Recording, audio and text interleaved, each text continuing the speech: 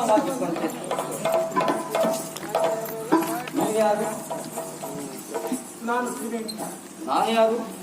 ನೀನು ತ್ರಿವೇಣಿ. ಅವ ಯಾರು? ನನ್ನಿದೆ ಶ್ರೀಕಾಂತ. ನಿಮ್ಮ ಮನಸ್ಸಿಗೆ ಹೇಗೆ ಅನಿಸ್ತಾ ಉಂಟು? ಮನಸ್ಸು ಪ್ರಶಾಂತವಾಗಿದೆ, ಪ್ರಫುಲ್ಲವಾಗಿದೆ. ಅಪ್ಪ, ಅಂತೂ ಸಮಾಧಾನವಾಯಿತು. ನಮ್ಮ ಉದ್ದೇಶ ನೆರವೇರಿ ಬಂದಿರುವಂತಹ ಸಮಸ್ಯೆ ಎನ್ನುವುದು ಕರಗಿ ನೀರಾಗಿ ಹೋದಾಗ ನಿಮಗೆಲ್ಲ ಶುಭವಾಗಲಿ. ನಾನಿಂದು ತಕ್ಷಶಿಲೆಗೆ ಹೋಗುವಂತೆ.